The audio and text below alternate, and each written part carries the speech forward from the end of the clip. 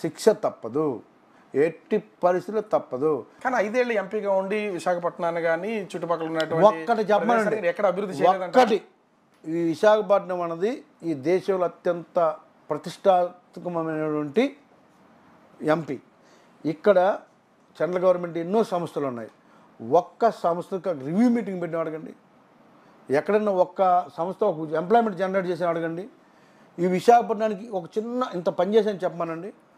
అత్యంత failure MP ఈ దేశంలో కాదు, ఈ ప్రపంచంలోనే ఫస్ట్ ప్లేస్ వస్తుంది. ఇలాంటి ఎంపీ మీరు అడగండి, కలెక్టర్ గారి దగ్గరికి వెళ్ళండి, మున్సిపల్ కమిషనర్ దగ్గరికి వెళ్ళండి, సెక్రటరీకి వెళ్ళండి. ప్రజా సమస్య మీద ఈ ఎంపీ ఎప్పుడైనా వచ్చాడా?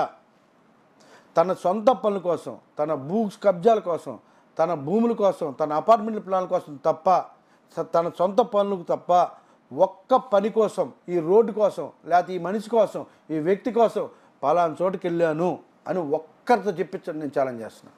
రైట్. మీరు ఇందాక మాట్లాడుతూ కూడా ఒక మాట, చేపల పులుసు అనేది మీ నోటంటే వచ్చినటువంటి కొత్త పదం. నిన్న మీ గురించి కారుమూరి నాగేశ్వరరావు, మీ సామాజిక వర్గానికి చెందినటువంటి వ్యక్తి, ఇక్కడ యాదవ సంఘం బిల్డింగ్ శంకుస్థాపనకు వచ్చి మీ మీద తీవ్రమైన విమర్శలు చేశారు.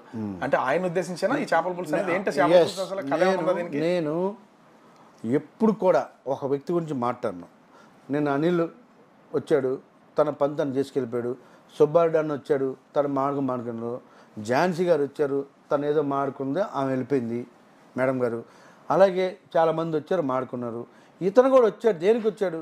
తన పని తను చేసుకొని వెళ్ళాలి. ఇక్కడ వంశీకి మాటలు రావు, హుస్సేన్ సాగర్లో బుద్ధ విగ్రహము. ఎస్, నేను బుద్ధులు లాంటివన్నీ నేను కాదనలేదు.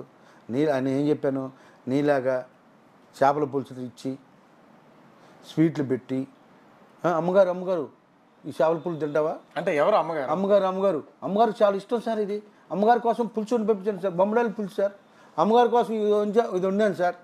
అమ్మగారి కోసం ఇదేదో ఉంటుంది ఈస్ట్ వెస్ట్ గోదావరి జిల్లాలో పులుసు, ఏంటో ఏదో ఎదురు వస్తాయి కదా, ఏంటిది? పులస సార్. ఇది ఎక్కడ దొరకదు సార్, చాలా ఇది అసలు ఎక్కడ కనిపిస్తుంది సార్. ఈ పులస కొంచెం వేసుకోండి సార్, కొంచెం తినండి సార్, అమ్మగారికి చాలా ఇష్టం సార్, ఇంటికి పంపించాను సార్.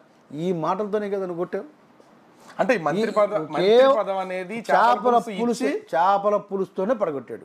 చేపల పులుసు మంత్రి అయినా చేపల పులుసుతోనే పడగొట్టాడు. నేను ప్రత్యక్ష సాక్షిని. వంశీకృష్ణ శ్రీనివాస యాదవ్కి అందరి రహస్యాలు తెలుసు, అందుకే ఇంత బోల్డ్గా విమర్శలు చేస్తున్నారు అనుకోవచ్చా? ఖచ్చితంగా. అంటే వాళ్ళందరూ సీక్రెట్స్ మీకు తెలుసు? ఎవరు సీక్రెట్ అందరూ తెలుస్తాయి, ఖచ్చితంగా తెలుస్తాయి. ఎవరు వ్యక్తిగతంగా మాట్లాడిన రూల్ ఉందా? ఎవరు చెప్పాడు మాడమని? నేను వ్యక్తిగతంగా ఎందుకు మాట్లాడాలి? వ్యక్తిగతంగా నన్ను ఎందుకు టచ్ చేయాలి?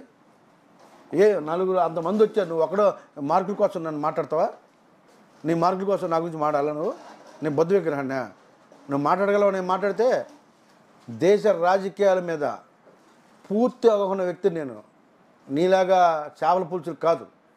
నీ ఏ నియోజకవర్గం చెప్పు, 175 లేకపోతే ఇంతకు ముందు ఉన్నటువంటి తెలంగాణలో ఉన్నటువంటి 125 190 ఎక్కడ ఏ రాష్ట్ర ఏ కాన్స్టిట్యున్సీ గురించి స్వరూపాన్ని చెప్పగలను, ఏ సామాజిక వర్గం చెప్పగలను, దేశంలో రాష్ట్రంలో ఏ సామాజిక వర్గం హైయెస్ట్ చెప్పగలను, దేశ నలుమూలల ప్రక్షాళనగా అవగాహన నాన్ స్టాప్ 5 hours మాడతా. నీ పార్టీలుగా నీకు కానీ దమ్ముందా?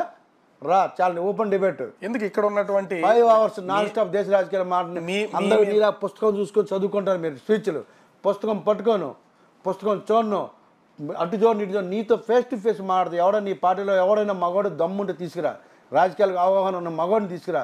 నేను ఓపెన్ ఛాలెంజ్ చేస్తా ఉన్నా, ఏ వాడిని తీసుకురా. 5 hours నాన్ స్టాప్గా ఎక్కడ ఏమన్నా నేను చెప్పగలను, కానీ నువ్వు చెప్పగలిగితే రాజకీయాలు మానేస్తా. ఎందుకు నా గురించి బుద్ధ విగ్రహం అంటావా?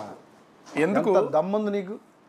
అంటే వంశీకృష్ణ గారు, ఎందుకు మరోపక్క చూస్తే మీరు అంటే చాలా కూల్గా మాట్లాడుతూనే మంత్రి అమర్నాథ్కి చాలా ఘాటైన హెచ్చరికలు జారీ చేస్తున్నారు. అంటే మీకు